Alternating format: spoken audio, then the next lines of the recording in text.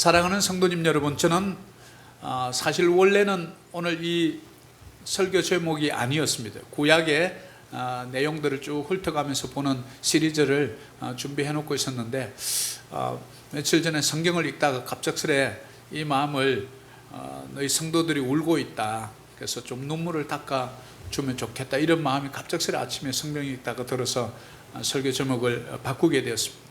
오늘 요한계시록, 특별히 요한계시록이 22장까지 있는데 바로 21장 4절에 바로 내 눈물을 닦아주리라, 이 음성 한마디가 코로나 때문에 계속해서 연장이 되고 내일 일에 대한 불확실성 때문에 고민이 되고 또 때로는 탄식이 나오는 우리에게 주님의 음성으로 여러분 심령에 들려지시기를 축복합니다. 이런 말이 있습니다. C.S. 루이스라는 유명한 신학자이자 저자이며 옥스포드 대학의 교수이신 이분은 이렇게 말합니다. 하나님은 우리가 기쁨 가운데 있을 때 속삭이시고, 우리가 어려움에 처했을 때는 말씀하시고, 그리고 우리가 고통 가운데 있을 때는 그분이 큰 소리로 외치신다, 이렇게 우리에게 알려줍니다. 우리가 기쁨 가운데 있을 때는 외칠 필요가 없어요. 속삭여 주는 거예요. 그런데 어려움에 처했을 때는 직접 말씀을 전해줍니다.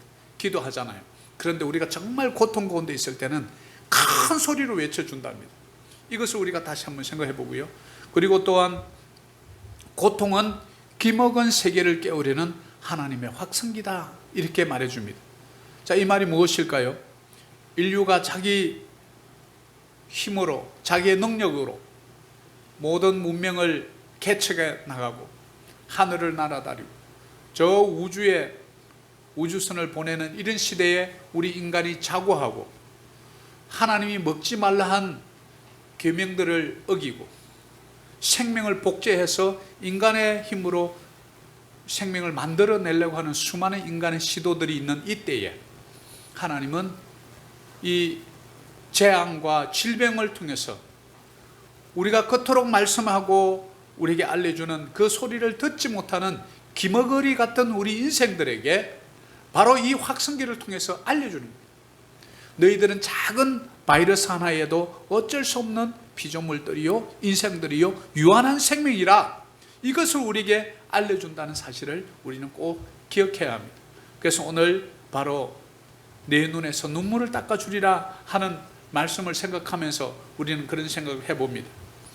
그리고 여기에 계신 분들, 우리 청년들은 잘 모르겠지만은 한많은 이 세상 야속한 니마, 정을 두고 몸만 가니 눈물이 나네, 아무렴 그렇지 그렇고 말고, 혹시 기억이 나시나요? 한많은 이 세상, 냉정한 세상, 동정심 없어서 나는 못 살겠네, 아무렴 그렇지 그렇고 말고. 조용필 씨가 불러서 유명해졌던 한 500년이라는 노래 가사의 일부입니다. 우리 인생을 불교에서는 고해라는 표현을 씁니다. 고통스러운 바다라는 그런 뜻이지요.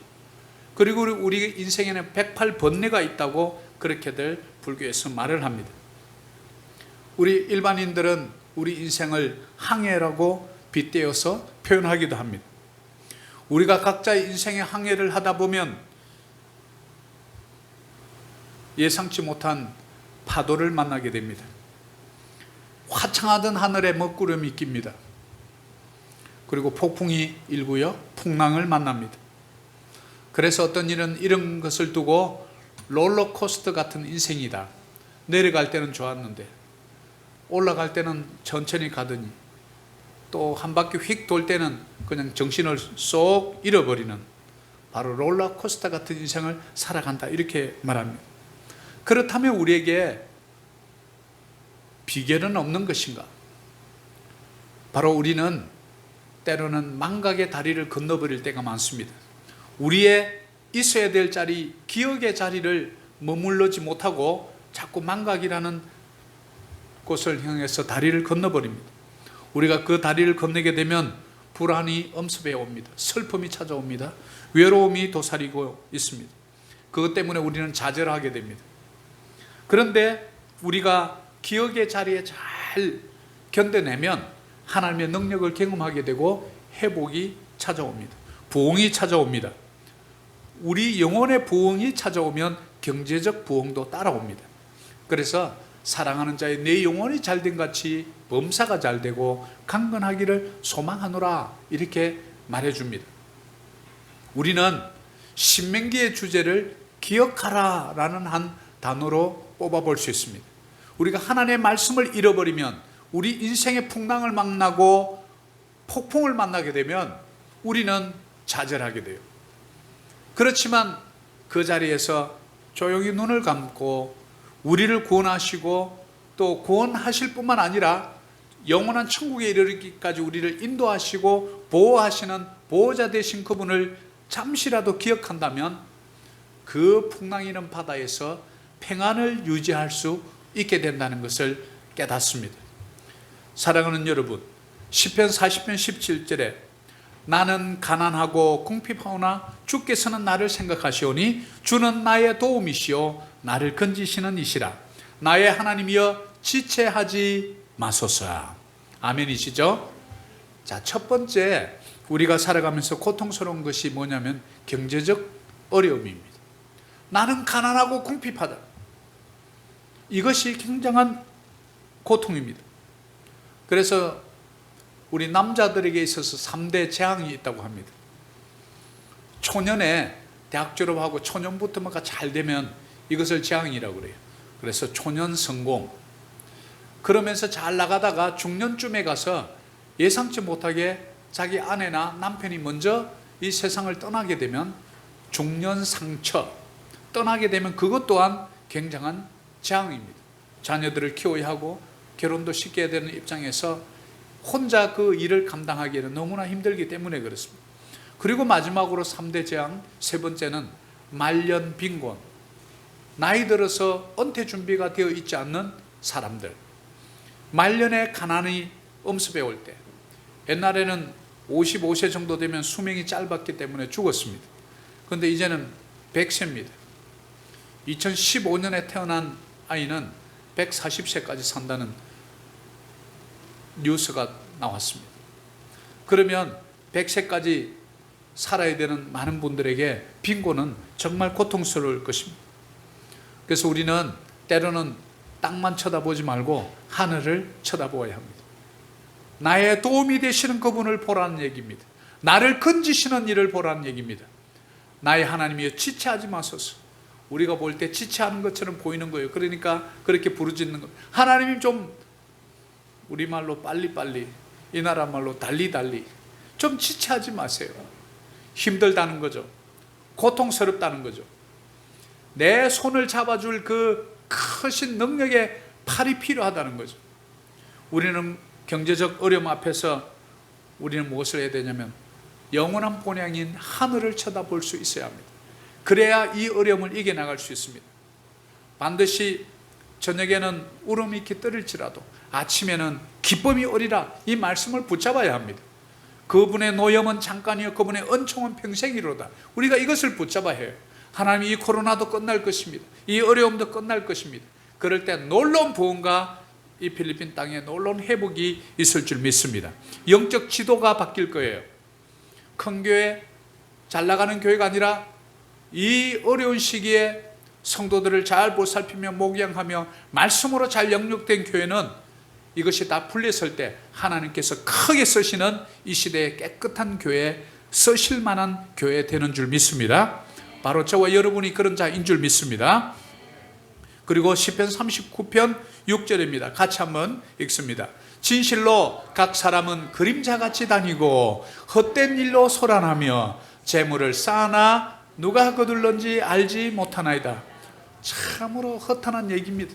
제가 이 말씀 읽다가 하나님 꼭 저 얘기를 꼭 이렇게 하셔야 해요? 이런 생각을 했어요. 열심히 다녔어요. 그런데 그림자같이 다녔다. 바쁘기는 바빴어요. 신발을 꼬뭇하는 냄새가 날 수 있도록 그렇게 다녔는데 헛된 일로 소란했다. 이렇게 한마디로 정리해 줍니다. 그런데 재물을 쌓아나 누가 거둘런지 알지 못하면 이 세 번째는 그냥 심장이 무너집니다. 하나님, 내가 이렇게 재물을 쌓았는데 누가 거둘런지 알지 못한다고요. 부의 이동을 얘기하는 거예요. 성경적 부의 이동. 우리 젊은 시절 열심히 돈을 모읍니다. 젊을 때는 아픈 데도 없고 병원 갈 일도 없습니다.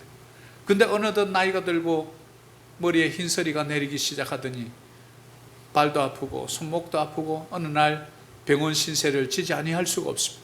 그러면 그 병원에 가는 순간부터 젊은 날 그렇게 뛰어다니면서 모았던 재물을 젊고 탱탱한 의사가 나의 지갑에 손을 대기 시작합니다. 누가 거둘런지 알지 못하니라. 알고 봤더니 병원의 의사들이 다 가져가는 거예요.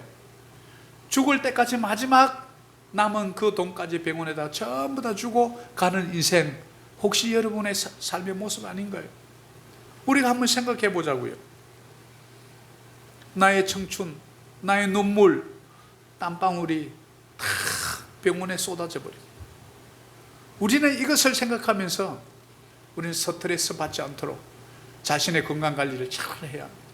그리고 늘 이렇게 다닐 때도 소란스럽게 하지 말고 조용하게, 주님 오늘 하루도 24시간 1440분 주님의 시간에 오늘 행복하게 기쁨과 성령 충만하게 내가 가는 곳에 생명이 살고, 내가 가는 곳에 회사가 살고, 내가 가는 곳에 회사가 복을 받는, 바로 그 복의 근원지 축복의 주인공이 접니다. 주님 내가 나갑니다. 이런 마음으로 나가면 당당하게 기쁘게 돌아올 때도 팥불이 돼서 돌아오지 말고, 하나님 오늘도 저를 통해서 일하셨네요. 하나님의 그 자비와 인자를 거두지 않으셨군요. 주여 감사합니다. 내일은 또 다른 태양이 뜰 줄 믿습니다. 이렇게 긍정적으로 돌아오면 얼마나 기쁘겠어요. 침대에 누웠을 때는 꿀잠을 자지 않습니까? 우리는 늘 주님 앞에 이런 태도를 견지하면 하나님께서 귀하게 써는 줄 믿습니다. 시편 37편 7절도 두 번째 고통은 경제적인 부분이 첫 번째라면, 이제는 우리 주위에 나는 선한데 악한 자들이 있는 거예요. 나를 괴롭히는 자들이 있다는 거예요. 같이 한번 읽어볼까요? 여호와 앞에 잠잠하고 참고 기다리라. 자기 길이 형통하며 악한 꾀를 이루는 자 때문에 불평하지 말지어다. 이 얘기는 뭡니까? 나쁜 사람인데 잘 되는 거예요. 악한 꾀를 이루는 자가 내가 볼 때는 나보다 잘 나가는 거예요. 속이 뒤틀립니다. 나만 착하게 살면 되는 줄 알았는데 어느 날 문득 내 곁에 나타난 그 한 사람으로 인생의 파멸을 맞기도 하는 거죠. 풍비박산이 납니다. 이 풍비박산이란 말은 우박이 바람에 날려서 흩어졌다. 우박이 이렇게 떨어지는데 그냥 떨어져도 무서운데 바람에 막 날리면서 하니까 얼마나 그냥 힘들어요. 미국에 보니까 요번에 큰 우박이 떨어져 가지고 아주 그냥 막 농작물하고 그냥 세상말로 박살이 났더라고요. 이게 우리 인간이 할 수 있는 일이 없습니다. 자연재해입니다. 이게 말세의 징조예요. 바로 말세의 징조 중에 또 하나는 자연재해뿐만 아니라 인간들이 이기적이고 자기를 사랑하고, 그래서 악한 꾀를 부려서 선량한 자들을 괴롭혀요. 나이 많으신 우리의 부모님들 보이스피싱으로 통장에 돈을 다 끌어가게 합니다. 그런데 그런 보이스피싱하는 이 센터들이 필리핀에 많대요. 이게 얼마나 가슴 아픈 일인지. 사기, 폭력, 살인, 성폭력, 이루 말할 수 없는 세상에서 일어나는 이런 일들 때문에 우리가 불평이 절로 나는 거예요.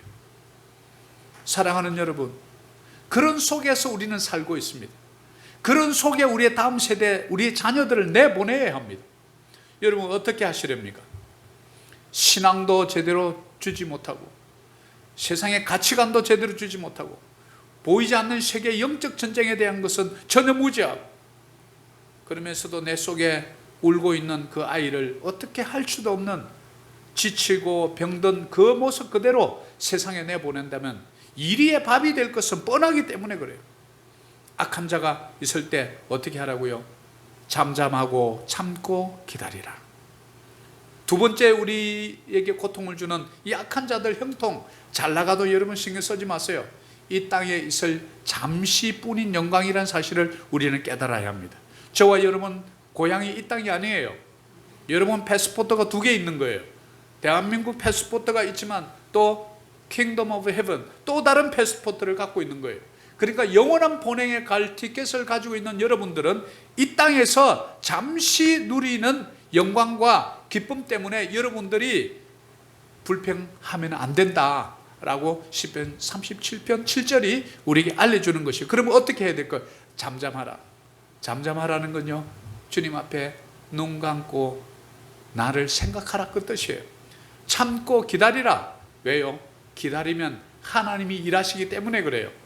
우리는 이것을 알아야 합니다. 악한 자들 반드시 물러갑니다. 악한 자들 여러분이 심판하려고 하지 마세요. 악한 자들은 그냥 내버려 두세요. 그 악한 자를 위해서 기도하라 그래요. 왼밤을 때리면 오른밤을 때려가. 일리를 가자 그러면 더 몇 배로 가주라고 성경은 알려줍니다. 왜 그럴까요? 하나님이 자신이 있기 때문에 그래요. 가만두면 하나님께서 반드시 보응하시고 심판하시는 심판주 하나님이세요. 악한 자들 때문에 여러분이 악한 자의 반열에 들어가면 안 됩니다. 우리는 그 악한 자를 용서하고 기도할 권리만 있지, 그들을 정죄하고 심판할 권리는 우리에게 있지 아니하고 전능자 하나님, 창조하신 그분께 있는 줄 믿습니다. 그래서 불평 대신에 감사하는 거예요. 칭찬하는 거예요. 나를 힘들게 하는 자를 위해서 여보 그냥 막 차에 받쳐서 어떻게 돼버려라 이렇게 저주하지 말고, 하나님 솔직히 미워 죽겠는데 그냥 복 좀 주세요. 오죽 저랬으면 저러겠어요. 이렇게 억지로 눈물을 머금고 그렇게 기도해봐요. 그럼 하나님이 아이고 용을 써네, 힘들게 기도하네, 알았다, 무슨 말인지 알겠다고 하나님이 알아서 하시는 거예요. 여러분은 절대로 저주하거나 그분들 심판해서는 안 돼요. 악한 자들 때문에 고통당하는 분들이 계시나요? 용서라는 하나님의 해독제를 먹어버려야 돼요. 저주하고 말씀을 묵상하라 그랬는데 그 못된 놈을 묵상하고 그렇게 하면 내 영혼이 쉼이 없어요. 내 영혼이 다치기 때문에 그래요. 시편 35편 19절에도 같이 한번 봅니다. 부당하게 나의 원수 된 자가 나로 말미암아 기뻐하지 못하게 하시며 까닭 없이 나를 미워하는 자들이 서로 눈짓하지 못하게 하소서. 무릇 그들은 화평을 말하지 아니하고 오히려 평안히 땅에 사는 자들을 거짓말로 모략하며. 부당하게 원수된 자들, 나를 이유 없이 미워하는 자들 있지 않습니까? 돈 때문에 거짓 증언을 하고 위정하는 이들이 있지 않습니까? 또 눈짓을 합니다. 그러니까 저는 이 말씀 보다가 우리가 눈짓을 잘해야 되겠구나. 눈짓도 살리는 눈짓이 있고 죽이는 눈짓이 있구나. 미워하는 자들이, 나를 미워하는 자들이 눈짓할 때 그 눈짓을 바라본 사람은 그냥 반틈 죽는 거예요. 그들은 화평을 말해야 하는데 말하지 않고 거짓말로 모략한 그런 세상 속에서 여러분 삽니다. 다들 선해 보이죠? 죄로 말미암아 타락한 인생은 끊임없이 죄를 만들어내요. 오죽했으면 죄 공장이다 이렇게 어느 신학자는 얘기했겠습니다. 가만두면 우리는 타락하는 존재예요. 가만두면 선하게 되는 존재가 아니라 점점 악하게 되는 존재, 악으로 달려가는 존재예요. 그래서 절대 가만두면 안 돼요. 어떻게 해야 됩니까? 말씀의 줄을 나를 메어야 돼요. 기도의 줄로 나를 메어야 돼요. 그렇지 않으면 점점 세상의 쾌락으로 빠져버려요. 저도 마찬가지입니다. 저와 여러분 마찬가지입니다. 아무리 신앙생활 열심히 잘하는 분들도 말씀에서 멀어지고 기도에서 멀어지면 여러분들 점점 저 세상의 쾌락의 세계로, 육신의 정욕과 안목의 정욕과 이생의 자랑 속으로 어느덧 여러분들이 원튼 원하지 않든 그 속에 들어가 있는 거예요. 우리의 실존이에요. 이것을 아셔야 해요. 그래서 우리는 끊임없이 말씀으로 나를 정결케 하고 악의 세력이 나를 끌어당기지 못하도록 말씀 속으로 들어가는 거예요. 그럴 때 우리는 이 세상이 주는 고통으로부터 조용하게, 바다가 이 바깥에 표면은 파도가 아주 막 10m 이렇게 칩니다. 우리 형제 잘 알겠지만 몇 메다만 들어가면 바닷속은 얼마나 고요한지 몰라요. 세상에 풍랑이 일고 아무리 허리케인이 와도 그 바닷속에는 고요하다고요.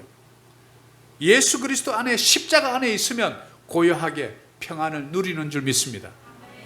내가 너에게 평안을 주노니 세상이 줄 수 없는 그 평안을 내가 너에게 준다. 그러면서 부활하신 후에 제자들 두려워 떨고 있는 그들에게 문을 끌어 잠그고 유대인들이 로마가 와서 잡아갈까 봐 두려워서 떨고 있을 때 그때 예수님께서 나타나셔서 샬롬 평안하라.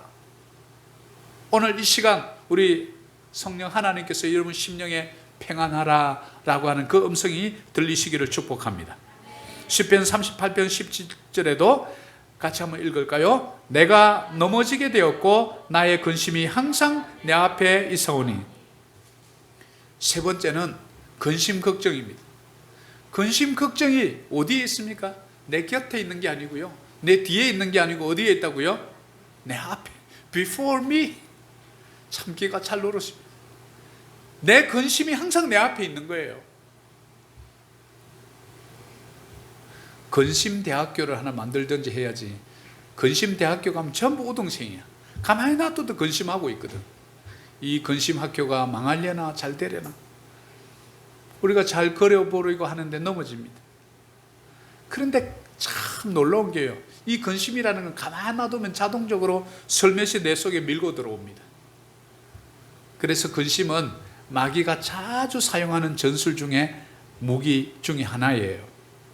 우리가 빈 컵을 이렇게 두면 이물질이 들어갑니다. 그럼 이물질이 들어가게 하지 않게는 여기다 물을 가득 채우는 거예요. 가득 채우면 들어갈 여지가 없어요. 말씀의 생수로 가득 채우는 거예요. 그러면 언제든지 우리를 영혼을 시원케 하거든요. 근데 비워놓으면 나중에 알고 보면 뚜껑 열어놓으면 벌레가 들어가고 먼지가 들어가요. 마치 근심이 그런 거예요. 가만두면, 우리 마음을 비워두면 근심이 석 일어나요. 야, 이러다가 진짜 망하는 거 아니야? 야, 이러다 나 진짜 어째 되는 거 아니야? 그럼 뭐 누가 시키지도 않았는데 어느 날 어느 순간 문득 내가 그 생각을 하는 거예요. 그래서 우리의 생각의 방을 의지적으로 컨트롤할 수 있어야 돼. 무슨 소리야? 하나님이 내 머리카락 다 세신다 그랬어. 하나님이 내가 어머니의 자궁이 있을 때부터 내 이름을 아신다 그랬어. 무슨 소리? 이렇게 의지적으로 딱 해야 돼요. 새가 날아가다 똥을 싸서 내 머리에 떨어질 수는 있으나 새가 내 머리에 와서 집을 짓고 살게 해서는 안 된다 하는 말이 그 말이에요. 생각이 들어와요. 그런데 그 근심, 걱정, 두려움, 염려의 생각이 왔을 때 탁 털어내야 되는데 놔두는 거예요. 좀 있으니까 냄새가 나요. 새가 들어와서 집을 짓는 거예요. 온갖 상상의 나래를 다 펴요. 그리고 주일날 교회 와서 찬양하고 말씀 들으면 그 똥을 좀 치우고 가는 것 같은데 또 가만히 놔두니까 또 그냥 일주일 내내 냄새가 나는 거예요. 우리가 뭐 해야 될까요? 성령의 생수, 말씀의 생수로 가득 채우기를 축복합니다. 그래야 못 들어가는 거예요. 가만두면 안 됩니다. 그래서 끊임없이 성경의 생각, 긍정적인 생각, 미래를 향한 비전의 생각, 그 비전을 그려야 해요. 하나님 우리 교회를 통해서 나의 재정을 쓰실 거야. 나를 크게 쓰실 건데 6억 5천이 지금 나를 기다리고 있어. 나는 이렇게 있을 때가 아니지. 하나님 1억의 인구 중에 1억 것 보지 말고요, 나를 보죠. 나예요, 나. 이렇게 좀 담대하게 기도하면요, 근심이 왔다가도 근심할 시간이 없어요. 비전 그리느라고. 그게 뭐예요? 우리 성경은요, 하나님은 비전널이에요. 성경을 읽으세요. 성경 속의 그 인물을 통해서 내 얘기로 받아들이면 되는 거예요. 아브라함을 통해서 내가 아브라함이구나. 새로운 저 가나안 땅을 달려가는 하나님의 택함 받은 아브라함이 바로 나구나. 기도원을 바로 보면 그래, 내가 가장 겁쟁이고 할 수 있는 게 별로 없지만 그 기도원을 통해서 역사하시는 하나님을 바라보면 되겠구나. 내 자신은 별일 없지만 나를 통해서 일하실 그분을 바라보는 것, 그것이 비전이잖아요. 그것이 비전널이에요. 그럴 때 우리에게 다가온 근심은 맥을 못 쓰고 도망가는 거예요. 그래서 여러분 속에 비전을, 믿음, 소망, 사랑, 기쁨, 평강, 의, 이것을 가득 채우면 불평, 불만, 근심, 걱정, 염려가 왔다가 들어갈 방이 없네. 풀리북 다 예약이 돼버린 거야. 문 열어보니까 이 방은 믿음방, 저 방에는 소망방, 저기는 가면 기쁨방, 희락방, 평강의 방, 의의 방. 냅다 도망을 가는 거예요. 내가 넘어지게 되었고 근심이 항상 앞에 있어요. 내 앞에 항상 성경이 있어야지 왜 근심이 항상 있어요. 우리의 삶을 한번 바꿔보세요. 집안에 가서 레이아웃도 좀 바꿔보세요. 다른 거 다 치우고 성경만 한번 둬보세요. 손이 가요, 안 가요? 성경은 치워놓고 그 앞에다 근심을 두니까 자꾸 근심이 내 앞에 있는 거지. 앞으로 근심 걱정을 다 몰아내고 의와 희락과 평강의 예수 그리스도가 내 앞에 있기를 소망합니다. 그러면 근심 걱정이 왔다가 도망가는 거예요. 야, 그 집에 갔다가 먹을 거 하나도 없더라. 혼만 나고 나왔다. 영적 세계의 일은 이렇게 되는 거예요. 누가복음 10장 41절에도 주께서 대답하여 이르시되 마르다야, 네가 많은 일로 염려하고 근심하나. 마리아는 와서 주님 앞에서 무릎을 탁 꿇고 말씀을 듣고 있는데, 마르다는 세상적으로 보면 마리아가 좀 밉상이에요. 아니, 언니가 지금 일하고 있는데 좀 도와서 예수님 뭐 음식을 좀 준비해서 드려야 되는데, 예수님 밑에 무릎 발치에 딱 앉아가지고 말씀 듣는다고. 누구는 말씀 안 듣고 싶나?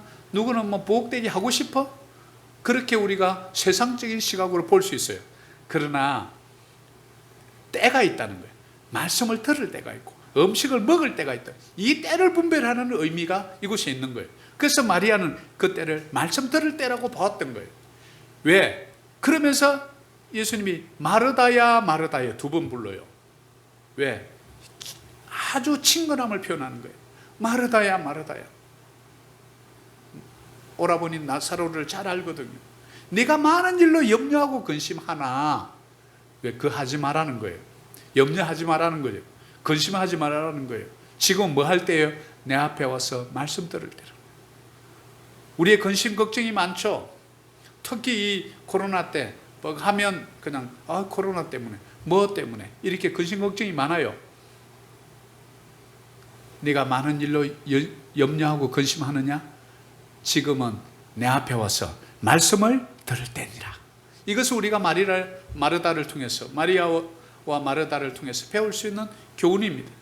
그래서 빌립보서 4장 6절에 우리에게 뭐라고 말하죠? 아무것도 염려하지 말고 모든 일에 기도와 뭐래요? 간구로 너희 구할 것을 감사함으로 하나님께 아뢰라. 그래하면 모든 지각에 뛰어난 하나님의 평강이 그리스도 예수 안에서 너희 마음과 생각을 지키시리라.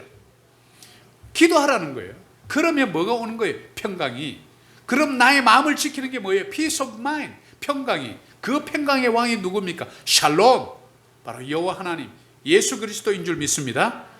그뿐만 아니라 베드로전서 5장 7절에도 너희 염려를 다 주께 맡기라. 이는 그가 너희를 돌보심이라. 아멘. 여러분의 염려를 다 주께 맡기시기를 축복합니다. 그러면 우리 하나님께서 우리를 돌보시는 줄 믿습니다. 이것이 비결이에요. 근심 걱정 내려놓고 우리 하나님께 맡기는 거예요. 하나님 맡겨드립니다. 목욕탕에도 가면 맡기지 않는 것은 주인이 책임지지 않습니다. 붙여놨잖아요. 우리 하물며 예수님께도 맡기지 않으니까 자유의지를 준 인간이 너가 아직 안 맡겨서 내가 신경 안 썼는데 맡긴 것은 내가 확실하게 보장한다? 어떻게 생각하세요? 여러분이 미래도, 여러분의 지갑도, 재정도, 비즈니스도, 나의 꿈도 맡겨보세요. 그러면 여러분 못하는 거는 우리 몰래 설 빼버려요. 잘하는 걸 서 끼워놔요. 누구의 마음이죠? 어머니의 마음, 아버지의 마음. 우리 어린아이에게 뭔가 음식을 주려고 했는데 문득 몰랐는데 보니까 먹어서는 안 되는 게 있어요. 이렇게 덮어갖고 아이에게 줍니까? 계모나 하는 거지. 그러나 진짜 엄마는 그것을 몰래 뺍니다. 그리고 자녀의 입에 넣어줘요. 하나님께 맡긴 것은 좋은 것으로 주시는 하나님이신 줄 믿습니다. 그분을 우리는 늘 사모해야 돼요. 근심하지 말고, 근심할 시간이 있으면 그분을 생각해 보는 거예요. 근심할 시간이 있으면 십자가 골고다에 높이 달리신 예수를 한번 생각해 보는 거예요. 그러면 근심이 왔다가도 그냥 골고다 소리만 들어도, 십자가 소리만 들어도 다 도망가 버리는 거예요. 영적인 원리입니다. 네 번째, 우리에게 고통이 오는 이유, 바로 시편 32편 3절입니다. 같이 한번 읽습니다. 내가 입을 열지 아니할 때에 종일 신음함으로 내 뼈가 취하였도다. 주의 손이 주야로 나를 누르시오니 내 진액이 빠져서 여름 가뭄의 마름같이 되었나이다. 아멘. 네 번째는 왜 우리에게 고통이 오나 봤더니, 세 번째는 근심 걱정이 늘 있었다면, 네 번째는 회개하지 않은 죄가 있을 때 우리에게 고통이 온다는 사실을 이 말씀을 통해서 알 수 있어요. 이 배경은 이렇습니다. 그 다윗이 정말 하나님의 마음에 합한 자로 잘 이렇게 충성스럽게 하다가 결국은 우리아의 아내 밧세바를 범함으로 그 남편 우리아까지도 적진에 깊숙이 보내가지고 죽여버립니다. 그리고 그 아내를 자기 아내로 취해버려요. 이 악을 가지고 나단 선지자가 와서 꾸짖기 전에 마음속에 눌림이 있은 거예요. 내가 입을 열지 아니할 때, 내가 회개하지 않을 때, 내가 고백하지 않을 때 종일 신음했다는 거예요. 영적인 죄가 얼마나 무서운지를, 영적인 죄는 우리의 육신에 큰 영향을 미친다는 사실 여러분 꼭 기억해야 합니다. 영적인 부분은 우리의 육신에, 그래서 영적으로 묶인 자가, 귀신 들린 자, 아픈 자들을 바로 내 죄사함을 받았느니라 그랬더니 영적인 문제가 풀리니까 육신의 병이 낫는 많은 것을 예수님을 기적을 통해서 사복음서에 우리가 볼 수 있어요. 쪽을 신음하고 내 뼈가 새었다는 거예요. 삭신이 쑤시는 거예요. 뼈가 녹아버리는 거예요. 그리고 주의 손이 밤낮으로 나를 누른다는 거예요. 좀 살찐 아이만 가슴에 안고 누워도 숨을 못 쉬겠는데 크신 하나님이 손으로 그것도 눌러버리면, 창조하신 그 손이 우리를 눌러버리면 숨이나 쉴 수 있어요. 그러니까 내 몸에 진액이 다 빠져버려요. 여름 가뭄에 마른같이 바짝 말라버렸다. 뭡니까? 여러분, 생각나는 죄가 있으면 바로바로 회개해야 되는 이유예요. 회개하지 않으면 문제가, 본인에게 문제가 생겨요. 본인의 건강에 이상이 온다고요. 요즘 몸이 조금 이상하다, 좀 그렇다 그러면 빨리 한번 뭘 돌아보요. 하나님, 내가 혹시 회개하지 않은 죄가 있나요? 하나님, 있다면 빨리. 내가 좀 숨을 못 쉬겠어요. 내가 그냥 진액이 다 빠져나가는 거지 그냥 에너지가 싹 없습니다. 하나님, 내 속에 죄가 있다면 그 죄를 성령의 빛으로 도말하여 주옵소서, 소멸하는 불로 깨끗이 태워 주옵소서. 이것이 우리의 회개 기도예요. 그게 사는 길이에요. 그래서 영적 눌림이 올 때 빨리 우리는 깨달아야 합니다. 이 고통이 어디서 왔지? 영적인가? 육체적인가? 정신적인가? 어디로부터 왔는지를 분별할 수 있는 분별력이 있기를 축복합니다. 바로 회개예요. 회개는 가던 길에서 돌아서는 거예요. 내 길이 잘못됐으면 돌아서는 거예요. 돌아설 때 진리이신 그분이 우리에게 자유함을 주는 줄 믿습니다. 진리를 알지니 진리가 너희를 자유케 하리라. 이 말은 진리 되신 그분께서 우리에게 자유함을 주는 거예요. 눌러던 손을 거두어 주는 거예요. 회복이 일어납니다. 소생하는 힘이 일어나는 거예요. 그래서 여호와는 나의 목자시니 내가 부족함이 없으리라. 내가 사망의 엄침한 골짜기, 이 팬데믹의 엄침한 골짜기를 다닐지라도 해를 두려워하지 않을 것은 주께서 나와 함께 하심이라. 바로 그것이 우리의 힘이에요. 시편 30편 5절 우리가 잘 아는 말씀입니다. 그의 노염은 잠깐이요 그의 은총은 평생이로다. 저녁에는 울음이 깃들일지라도 아침에는 기쁨이 오리로다. 여러분, 이 네 가지 고통이 오지만 하나님의 섭리는 여전히 우리에게 유효한 줄 믿습니다. 우리 하나님이 인자는 여전히 내 곁에 있는 줄 믿습니다. 그분의 진노는 잠깐입니다. 은총은 평생이에요. 우리가 근심하여 잠자리에 들지만 아침에 새로운 희망을 줍니다. 새로운 꿈과 비전을 생각나게 합니다. 그분을 바라보고 십자가를 바라보십시오. 그러면 회복을 주십니다.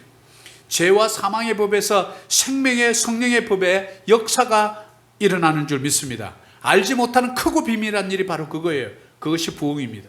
그래서 부흥은 말씀으로부터 시작됩니다. 기도에서부터 시작됩니다. 저 유럽의 역사가 해가 지지 않는 나라 대영제국, 패권국가 미국, 이것을 우리는 바라볼 때 저 유럽에 있는 사람들이 황금을 찾아 남미로 떠납니다. 오늘날 남미 어떻게 되었습니까? 세계에서 빈국으로 전락해 있습니다. 그러나 황금을 찾아 떠나지 않고 신앙의 자유를 찾아서 메이플라워를 탔던 그 신앙인들은 어떻게 됐습니까? 지금 전 세계 유일한 패권국가 팍스 아메리카나, 미국이라는 부흥된 나라를 일궈냈어요. 황금을 찾아서 떠났던 사람들이 아니에요. 신앙의 자유를 찾아서 떠났던 사람들이 세계 최강국가, 부유한 국가, 세력을 모아도 1등에 대항할 수 없는 그런 나라를 누가 만들었습니까? 대통령이 성경에다 손을 대고 선서하고 기도하는 나라. 9.11 사태 일어났을 때 모든 내각이 대통령부터 철야 기도하는 나라 누가 지켜줍니까? 대통령이 아닙니다. 대통령을 대통령으로 지켜주시는 이가 있으니 대통령의 하나님, 바로 저와 여러분이 믿는 하나님인 줄 믿습니다. 바로 우리는 황금을 찾아 떠나는 여행을 가지 마시고 신앙의 자유, 말씀의 자유, 성경 속으로 떠나는 여행이 될 때 여러분에게 놀라운 풍요와 놀라운 축복이 덤으로 우리에게 주는 줄 믿습니다. 마지막으로 이 말씀만 하고 오늘 맺으려고 합니다. 이사야서 38장 5절입니다. 내가 네 기도를 들었고 네 눈물을 보았노라. 눈물 나는 세상, 고통스러운 세상, 나를 힘들게 하는 사람들이 있는 세상, 내가 회개하지 않은 죄 때문에 눌림이 있어서 숨조차 쉴 수 없는 고통스러운 나의 나날이 있다면 우리가 그것을 깨닫고 하나님 앞에 서서 부르짖을 때 우리의 기도를 들으시는 분이 있다는 사실을 믿으시기를 축복합니다. 우리의 눈물을 보시는 분이 있다는 것을 꼭 기억하시기를 축복합니다. 저와 여러분의 신음소리까지 듣고 계십니다. 우리의 작은 고통도 알아차리십니다. 우리 머리카락 숫자까지 다 세신 바 되십니다. 어머니 자궁에서부터 나를 아십니다. 그분을 생각해 보십시오. 내 이름 아시는 그분과 함께 친밀한 동행을 할 때 아무리 팬데믹 코로나 코비드 19이 오고 앞으로 코비드 20가 오고 코비드 21이 올지라도 우리는 그분을 바라보면 내 기도를 들으시고 눈물을 닦아주시는 그분을 기억한다면 어떤 고난과 풍랑 속에서도 우리는 안전한 포구에 있는 줄 믿습니다. 우리의 영원한 생명을 행하여서 우리의 황해는 멈추지 않을 것입니다. 왜냐하면 우리 인생의 선장이 저와 여러분이 아니라 우리 주님이시기 때문에 그렇습니다. 결론을 맺습니다.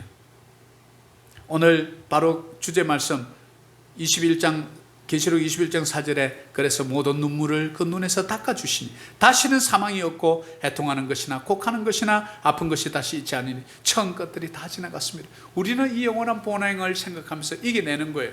그래서 첫째는 물질적인 고통이 우리 속에 있을 수 있습니다. 먹고 사는 문제에 고통스러울 수 있어요. 이웃과 사회로부터 오는 고통이 있습니다. 정신적인 고통이 있어요. 영적인 고통, 회개하지 않는 죄 때문에 이 네 가지 고통이 올 때 여러분 어떻게 하시렵니까? 우리는 우리의 이 고통을 아시고 눈물을 아시고 우리의 기도를 들어주시는 하나님께 집중해야 합니다. 그분을 기억해야 합니다. 그러면 장차 이 땅에서 잠시 나그네 같은 여행이 끝났을 때 고통도 없고 슬픔도 없고 눈물도 없는 저 영원한 고향으로 우리를 안내해 주실 분이 있다는 것, 그 속에서 주 안에서 영원히 희락과 평강과 기쁨을 누리며 사는 인생으로 우리를 불러주셨다는 것, 여러분 주머니 속에 천국을 향한 티켓이 있다는 사실을 늘 잊지 마시고 한 번씩 힘들 때마다 티켓을 꺼내보세요. 하나님 감사하네요. 나는 이 땅이 종착역인 줄 알았더니 잠시 지나가는 트랜짓, 바로 earth. 그래서 나는 천국 갈 그것을 소망합니다. 천국을 소망하고 본향을 소망할 때 우리가 사는 이 땅은 우리의 고향이 아님을 기억하세요. 영원한 우리의 고향이 있다는 사실을 꼭 기억하셔서 이 고통의 터널을 기쁨으로, 기도로, 말씀으로 잘 버텨내서 나중에 이 모든 것이 끝났을 때 많은 사람 앞에서 간증하는 간증거리의 주인공들이 오늘 예배자 저와 여러분 되시기를 축복합니다.